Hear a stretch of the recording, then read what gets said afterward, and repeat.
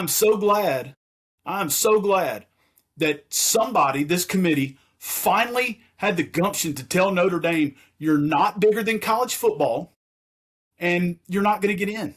It's just that simple. Yeah, and two takes that I've seen online that Notre Dame fans want to kind of throw in your face is, well, we'd be favored over Alabama by 9 and Oklahoma by 8. Well, guess what, Notre Dame?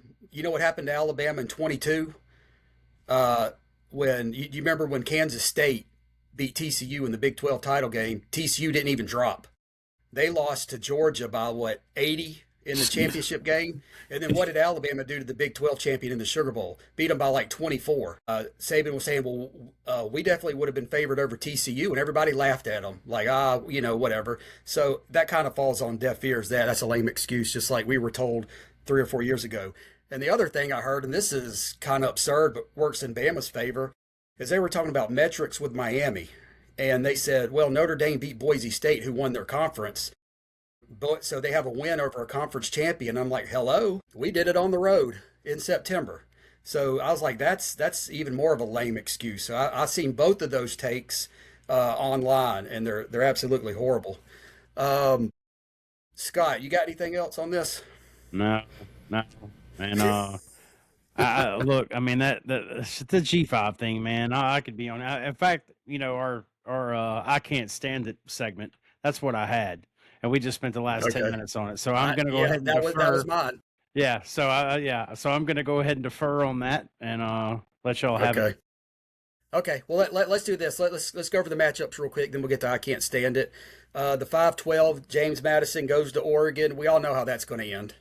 That's going to be ugly. The winner of that will play Texas Tech. If Oregon should win that Texas Tech Oregon game is going to be good. Anyway, Bama goes to Oklahoma for a revenge game. I like that. I like that we're playing Oklahoma. Yes. Chad, just want to interject real quick. I don't know what pipe that the Notre Dame brethren are smoking from, but according to power rankings, if Notre Dame and Alabama played on a neutral field, Notre Dame would be a 2-point favorite. Okay. Well, I didn't say they were all bright. I just said, that's what they said. They would be like an 8 and a 9-point favorite over Alabama and Oklahoma. Lost their mind. Then you'd have Bama at Oklahoma, which as a Bama fan, I love revenge games. Winner of that plays Indiana. That's a good draw in the Rose Bowl. And they would be a 5-point favorite over Oklahoma. Yeah. Or well, four and a half. 4.5. Excuse me, 4.5. Okay. Well, I mean, not as good as they thought, but then in the 11-6, you got Tulane and Ole Miss, a stinker we saw earlier in the year. The winner of that will play Georgia in the Sugar. And then you got another great game, Miami at Texas A&M. That's going to be really fun. The winner of that plays Ohio State. So it looks like it's going to be two good first round games and then two just stinkers because of the G5. And you know what? I'll go ahead and start. I can't stand it. And I'm just going to reiterate what both of you said. I can't stand it. No G5 team should be in this playoff. And if they are, they need to be in the top 12. You should do chalk 1 through 12, seed them accordingly. This isn't a charity. This isn't a make-a-wish for the G5.